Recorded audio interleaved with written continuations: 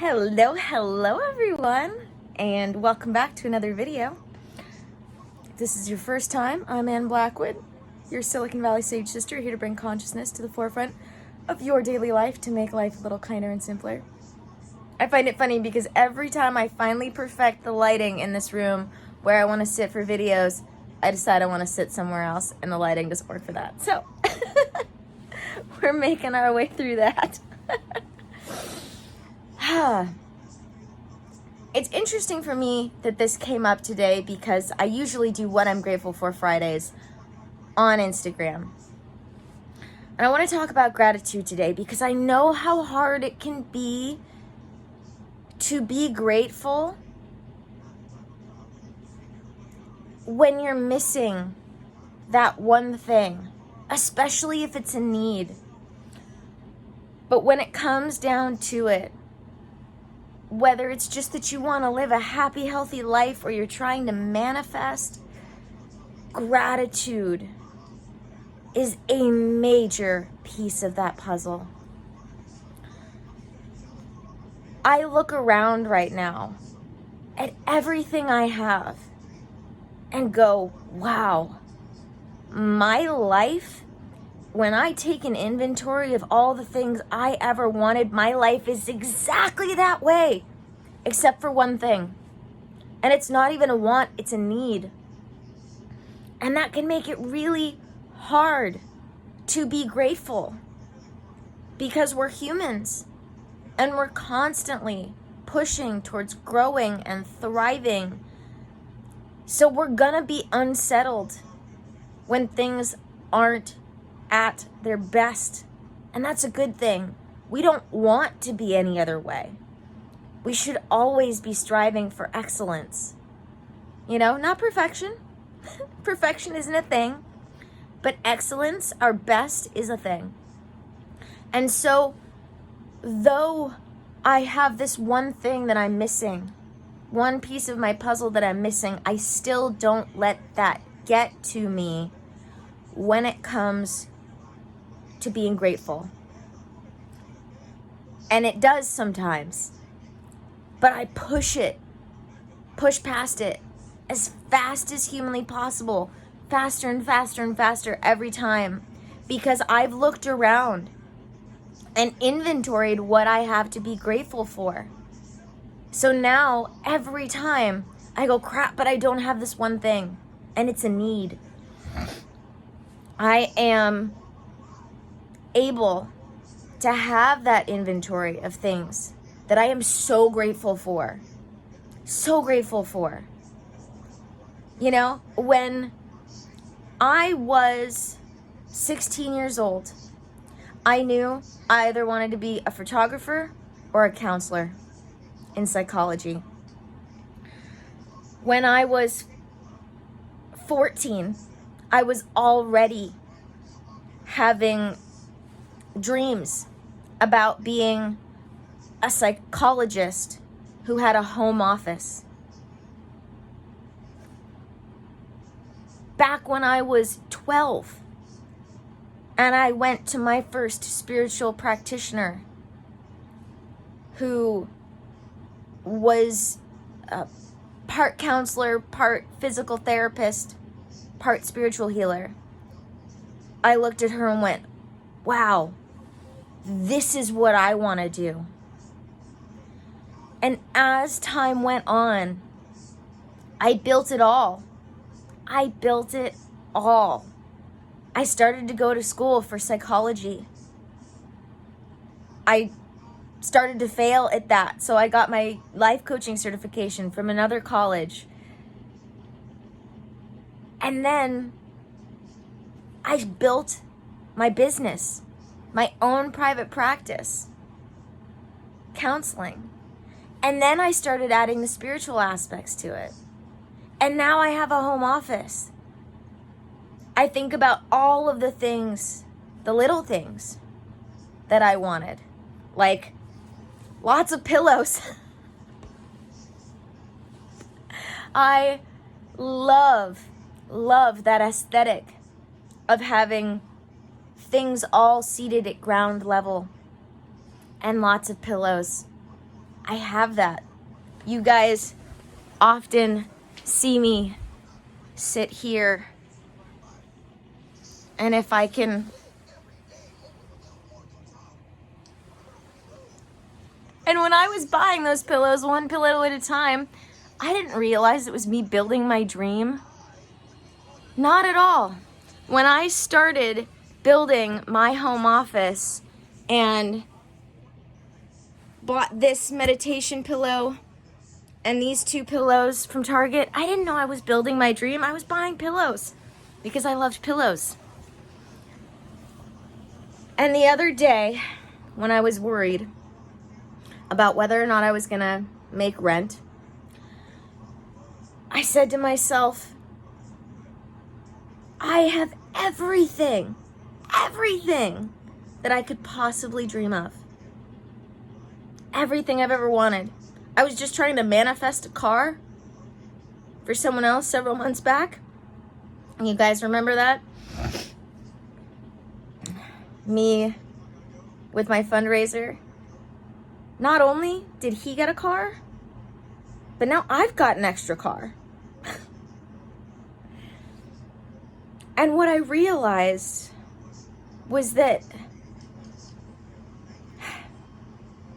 my best friend, before she passed away, said something to me that stuck with me for the rest of my life. And it was something that I knew was true about me, but when she said it, it really hit me. And that was, you do get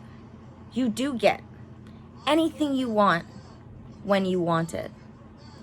And I realized that that was the key. That was the key to getting what we wanted. Was actually deciding you wanted it. And that's part of where gratitude comes in, because most people think about gratitude as this concept of being grateful for external things, but you have to be in gratitude for yourself enough. You have to appreciate yourself enough. You have to have enough self-confidence and self-love enough to know that no matter what it is, you've got this. And I know how hard it can be sometimes to be grateful. Things can feel so heavy, that it's hard, but you can do this. You've got this. And once you can start living in that gratitude of appreciating what you have, that's when you can start building more. There was this one time I came across this homeless guy while I was sitting with my friend eating downtown Santa Cruz. And we shared our meal with him, and he shared a beer with us. And we didn't ask for it. But what we mostly shared was stories. And he was telling us all about how every morning when he woke up in the shelter, he was grateful just to wake up and breathe. And sometimes that's what we've got to be grateful for. But when you can learn to be really, really grateful for those things, oh, life gets so much easier. And building a life to really be grateful for becomes that much easier.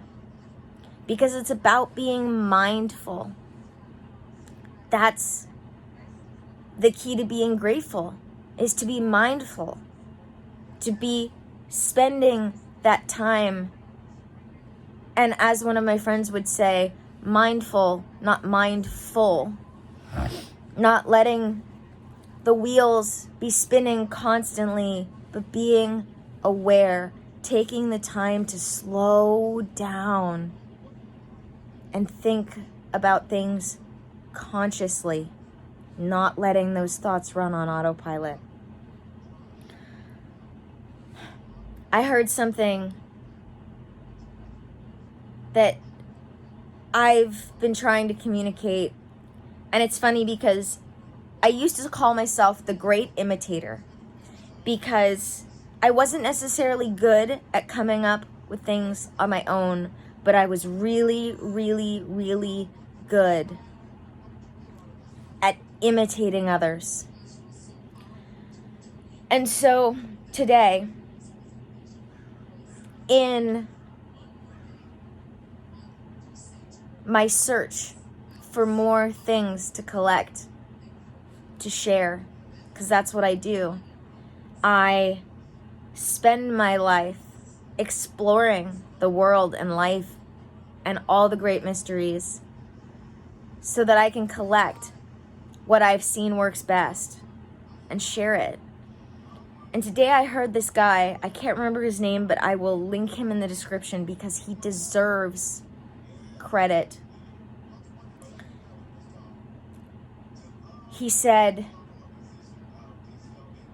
if you just hold on for one more day, God will help you take your mess and turn it into a masterpiece.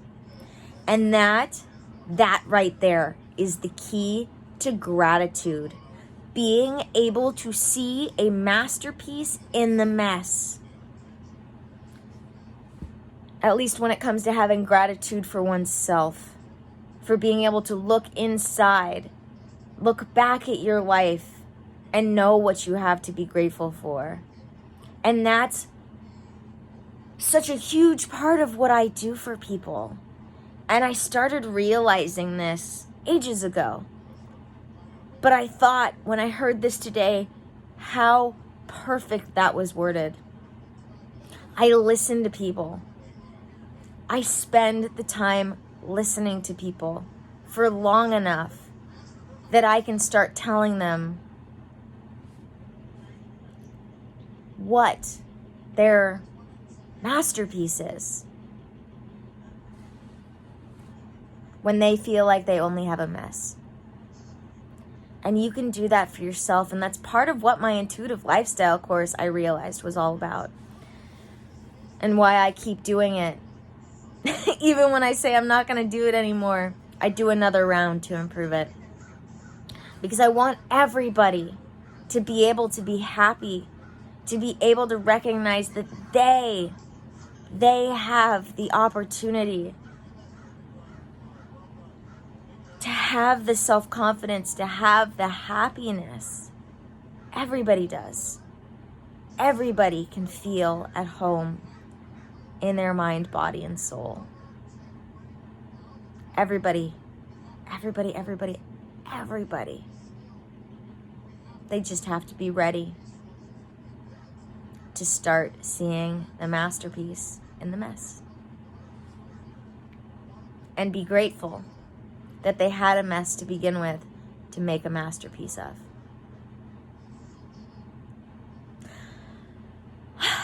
On that note, thank you guys for joining me for another video. I need to get ready to go see one of my clients. May the energy you serve you well. Don't forget to subscribe. Don't forget to check out the description because there are all sorts of links in there, including my Patreon, my mailing list, which is about to go out, which I only do one a month. And if you're ready to truly be happy, if you're ready to recognize the masterpiece in your mess, I want to help you do that. And all you have to do is email me or use my link for the free clarity call. And let's keep making our way through.